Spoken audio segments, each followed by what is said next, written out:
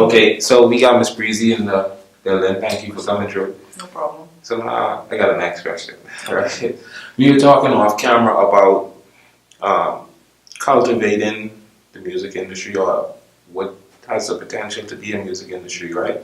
And you have a lot of insight as far as marketing, branding, and stuff like that. But what I want you to do is just tell me, what are some practical ways that you feel that this industry could get developed to be more healthy, if you would say?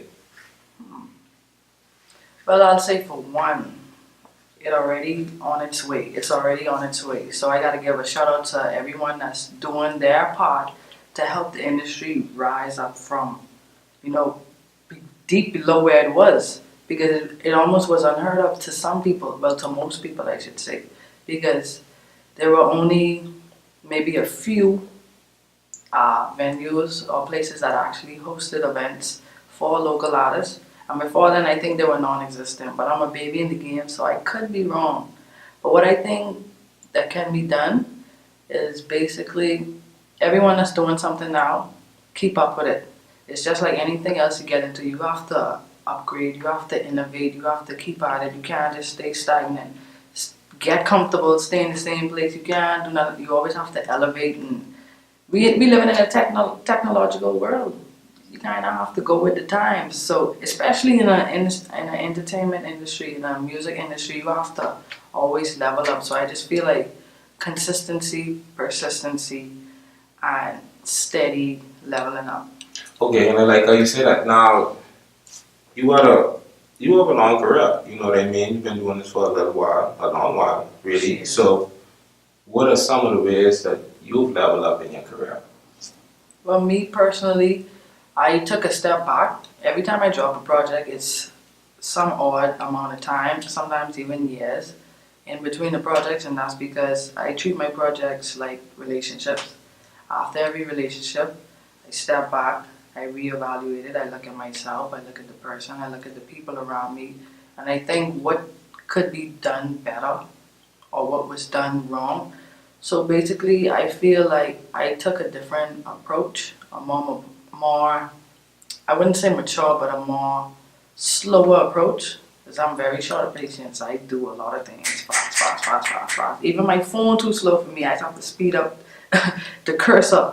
But I did a lot of reading. Mm-hmm. I did a lot of studying. And so now I'm able to do more things for myself. And so there isn't a rush to wait on other persons to deliver for me. So now I know exactly what I want, exactly what I'm looking for, and I can go into situations more confidently. So that's a big plus for me. So I'm basically on my own time. Right now I'm not running after anyone. More so people are running after me. Alright. So what's some of this reading material that you consume that help you to get to this point of approaching situations with more confidence, knowing what you're going to do? What's some of the things you were reading? Well, basically I've been reading a lot of do-it-yourself, how-to stuff. I'm not gonna front, I'm a starving artist, I rap on a budget, you feel me? Keeping it 100. So a lot of things I look at is how to do what I envision myself doing on a realistic budget. Right. So, and how to maximize basically. So it's a lot of things that you can do, but it's like which one should you go for first? And so that's what I've been studying, basically how to differentiate the better options for the time frame that I'm in now, and also the steps. What will come as I take each step, you understand? Mm-hmm. So it's like I'm basically preparing myself for when it happens. When it happens. So that's what I've been doing. I like how you preparing for your opportunity. Basically. So, but do it yourself, right? The main thing with that is learning new skills, becoming more self-efficient, right? So what are some of the skills? Because someone was here yesterday, his name was Sick Bubba, right? And we were speaking, and he was saying how he learned to engineer and stuff like that, and we ended up building on how much different careers it actually is, how much different ways and avenues to make money. So what are some of the ways that you have progressed yourself to say, learn it? What are some of the new skills that you've learned? Well, I gotta go with Sick Papa. I learned to engineer just through just being in the studio so much. I feel like if you're a serious artist and you actually go to the studio time upon time and you don't pick nothing up, then you ain't really trying to learn anything, you Very know? true. So engineering for one, I always was into music, so I felt like if I was an artist, I had to be a producer. Mhm. You also know I play the drums, Mhm. so I've been getting into sampling. I've been into it before, but more so now I'm playing it and I'm actually getting like a hands-on approach to it. So engineering, producing, I've got into hosting over the years. Wow. That's been awesome because I'm, like you said, I'm shy. So that's been helping me with my stage presence. And what's the other one? I think it was marketing. Okay. Marketing. After having dealing with so much, good relationships gone bad, so much janky promoters and just bad business on the whole, I had to learn to, you know, duck certain people and duck certain situations. So with me doing my own marketing, I cut out a whole lot of the problem. And with me also doing my own marketing, I was able to raise myself up as a brand and I was able to get more customers for the same thing, for marketing and for promotion.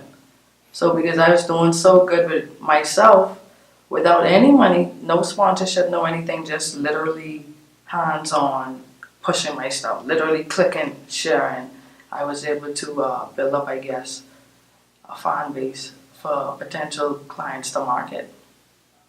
All right, I get that. What you know what I like is how you mesh art and business. You know what I mean? You learn how to. You already were a lyricist. You learn how to produce, engineer. Then you have to learn how to market yourself, which is an aspect a lot of people don't realize how important it is. You know, because you can make music all day, but if you don't know how the correct way to get it to the people, what's the point? You know what I mean? Like a tree falls in the forest and nobody. It also helps to network too. Right. It's like I make it a point. It's become second nature anywhere I go to network. And I've been doing it so much for so long. It's like I don't have to market as much because the vibe is already out there, the name is already out there.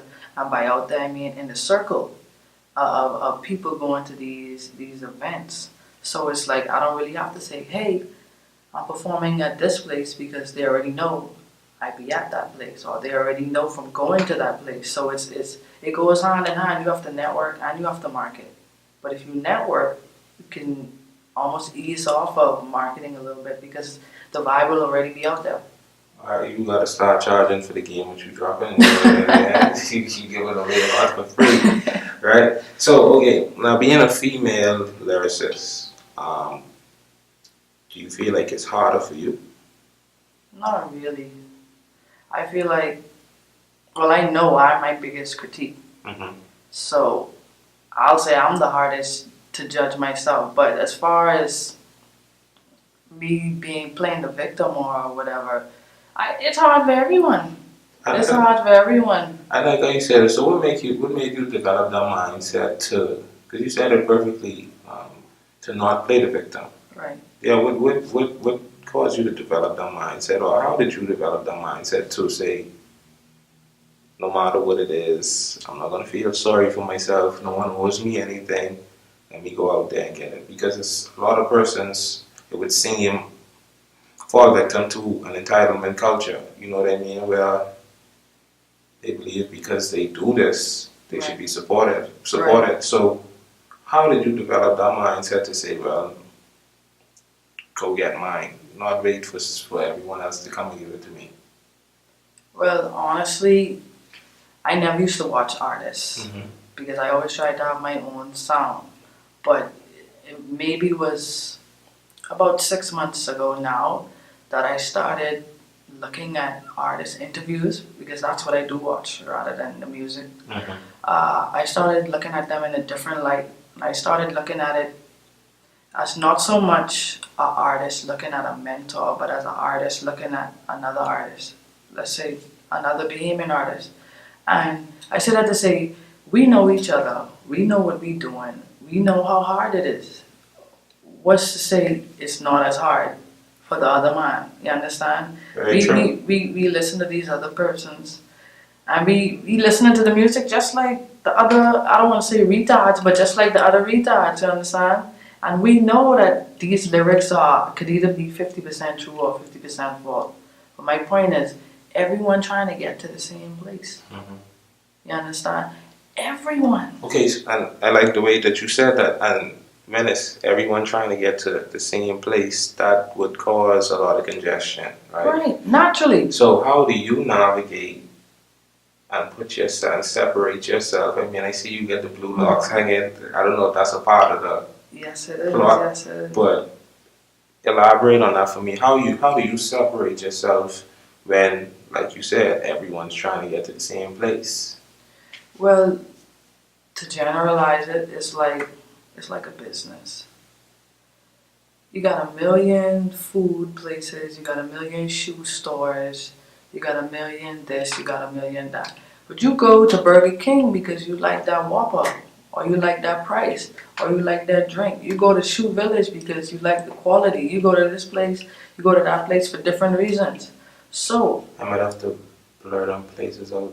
no problem, no problem. You go to these different places for different reasons. So your job, I think, personally, as an artist, is to give as much reasons as possible for them to come to you. Now, the only thing with that is the reasons have to be justified, and you have to be sure that these are the reasons you want people to follow you for. So what are some of your reasons? What are some of your reasons that you want people to follow you, or even just engage with your music, engage with your art? Well, I like people to look at me and see that I'm honest and open and free. I'm shy, but I'm still no holds. You understand? The blue basically represents the water. I had it a little bit lighter before, and that was a representation of the color in the flag. Because recently it's been, I don't know, it's just been like popping to me. You know, when you see something and it just jumps out at you. I always loved blue, but I think it was when I went to Exum and I saw the water and I saw like the different hues of the blue, and I was just like, wow. I was taken back by the beauty. But I mean, everything has a reason, and that's kind of what I want to portray. So even though you see the blue, you think of the water when you see it. If you hear a song, you might hear a reason of why it is blue. If you watch the videos, you'll see why they're blue. It's just, I think everything just has to connect. And either way, if they don't know when they see it, they'll ask because it looks different. So it's just, you gotta cultivate your reasoning of beforehand and be ready and be prepared for the repercussions. So that's why I have my blue locks. So what are some of the repercussions that you would say you face? For the locks, obviously, people are, well, narrow-minded people, they think it's, rebellious, LGBT, they think punk rock, hippie, all type of weird stuff, but that's fine too. That's fine too, whatever draws you in, and I'll let the lyrics do the talking, or you can watch my interviews and you'll hear the reasoning behind it. But that's another reason, like I said again, it draws you in. You want people to be curious. That's why a lot of these artists doing crazy stuff. But that's also why I say you gotta be sure you could live with what you're doing. You have to be sure with what you're putting out, what you're portraying, because people are gonna ask. You have to. I agree 1000%, and I feel like you have the right mentality to go far because you're confident in who you are, you're confident in standing out. You know what I mean? You obviously not trying to blend in, so I think that would yield great dividends for you in the future. Right. You know what I mean? Now, you're from Freeport, right? All day. So, tell me before you came here to Nassau, to New Providence, tell me what was the music scene like in Freeport compared to Nassau? Okay, well, there's two levels. Okay. Firstly, on the first level, the music scene is a ghost town Okay. in terms of activities and events centered around local artists and solo. What's the word? Solo for local artists. Mm-hmm. Only for local artists. It's almost non-existent. I Okay. don't know exactly how it is now, but I think they have more live band activity. But on the other hand, it's popping. And when I say it's popping, you got guys and girls dropping videos weekly, sometimes daily. And I love it because on one hand it's a ghost town, but on the other hand, at the same time, it's forcing you to have to push harder to make these people listen, which I think Nassau people can use. Right. And I want you to elaborate on that. Even though it's congested in Nassau and it's a lot of competition, but I feel like, and I don't want to step on any toes, it could be better competition because everyone in Freeport knows each other. There is barely any rap beef. Like I don't even think I can recall of any other than maybe a couple years ago, and that's when everyone really was going ham. So it was like almost inevitable. But other than that, there is barely any rap beef because people going so hard. People traveling from Freeport, I know personally, doing shows, doing tours, and they coming back to Freeport like it's normal. They shooting videos and they going on. You got guys like Dolly Boy. Dolly Boy drop a song like every 3 days. I don't know what Lil Wild, you understand? And you can't hear nothing from him. But shout out Dolly Boy, it's from Virgin. And everyone in Freeport, I don't want to forget y'all, but still, Dolly Boy been putting in that grind from time. So everyone in Freeport, they working. You just don't know. Because there's nothing for local artists to say, hey, this person just did this person just did that. Right over here, you could pick, choose, and refuse where you want to go. It's barely radio stations, it's only one. Thank God for that, because they do a little thing, but Freeport the local scene is almost non-existent.